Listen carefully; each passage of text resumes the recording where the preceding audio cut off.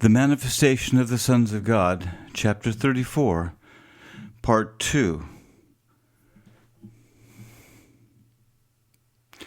How do you change?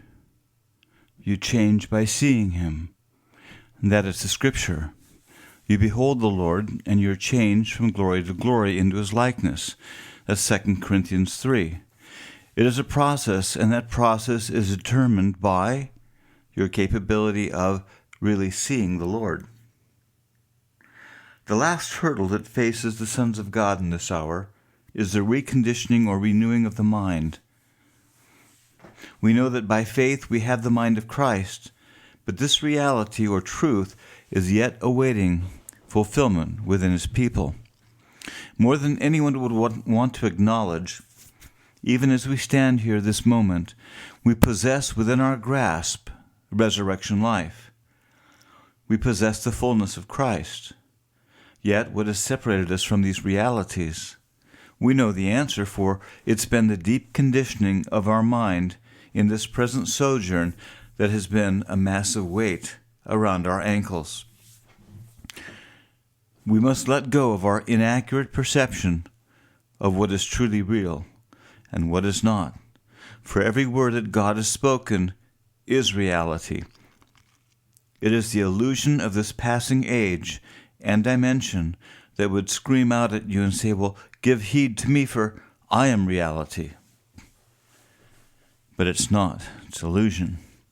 Science has proven that what we view as reality on this physical plane is actually less dense molecularly than we realize. They have shown that we're actually composed of loosely knit molecules vibrating at varying frequencies. This physical plane, although appearing very solid to us, actually consists of fewer molecules, less dense, than the higher planes of spirit. Since we have our existence on the physical plane, even though it vibrates at a lower frequency than the higher spiritual planes, it actually appears to be more solid to us. Those which exist on higher spiritual dimensions actually have greater mass or substance, but because their vibration is so much higher, they appear invisible to us. And ponder on what we just said here, because we have put too much viability or import behind determining that this physical plane is reality. And it really is not. It's very woven with illusion, which is formed and propagated by the satanic seed. Scientific studies have shown how newborn babies can swim up to the age of about 4 to 6 months. At that point, they begin to unlearn what they innately knew as they become exposed to this world and dimension.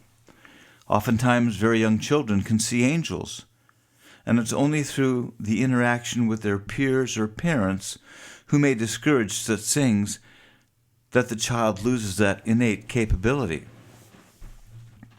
As we enter life on this level of existence, we actually come fully enabled to live and interact on many levels. It is through the interaction with our culture and peers, as we have said, that causes a rapid disintegration of those innate capabilities.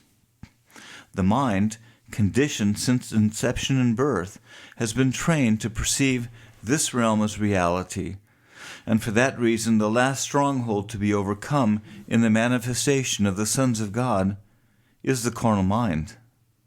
The change that is now taking place within the hearts and minds of the sons is a paradigm shift in their view of reality. We must see a severing of our existence from a dimension that we have been reared in since birth. This deliverance is happening. The man-child is being birthed, and according to the prophecy in Isaiah, there will be strength to deliver. God will not shut the womb as the first sons come forth.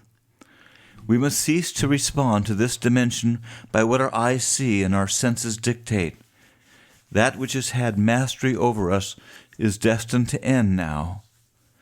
When Christ sat at the right hand of the Father and said, "It's done," it was done. Our deliverance, our change, our glorification, it is all done. We're only now beginning to walk out this truth, a reality which exists only in the realm of spirit. It is one thing to have faith for something, to believe for it. You have faith because you do not see it. But there awaits a deeper baptism as this renewal of the mind comes to completion. It's a transition from believing to see to knowing the reality of what you have believed for. So much of what we're believing for has been done. It is here. But we're still having faith because we've not yet seen it. But there will be a transition from faith to knowing as we experience this change within our minds. Hebrews 11, all of these died in faith without receiving the promises, but having seen them and having welcomed them from a distance, and having confessed that they were strangers and exiles on the earth. This deliverance, this transformation, will give birth to a level of knowing which transcends what we've known as faith. For faith exists when you do not see the reality of the provision. The men of faith in Hebrews 11 and 12 were great men of faith. They saw from a distance. But in this time frame, faith will transition to knowing, because you will no longer need to have faith for that which you now see. This is the juncture that we're at. We're at the onset of the greater works and the manifestation of Christ's authority over this passing scene. The mind of Christ will cease to be an unrealized potential. You will not move with control or dominion unless you're able to accurately perceive all realms. And you will not subject every kingdom under the Lord until you're able to rightly discern and know. The deeper the experience of knowing, the more you will be equipped to manifest all that He has put within you. You will manifest all that you are. Nothing is impossible. Nothing is impossible to His sons when you finally come to the understanding that nothing is impossible to you. We've been given everything, yet until now we have spiritually lived in a semi-state of poverty. We've not known who we are. But times are changing. You can feel it in the Spirit. We're in a transition into sonship, the transition of something entirely new that God is doing. You may still see trees as men walking. But the time of change is here. Your reality may still be tainted with the illusion, but the illusion is passing away. The call continues to go out to His sons. Let go of everything you have.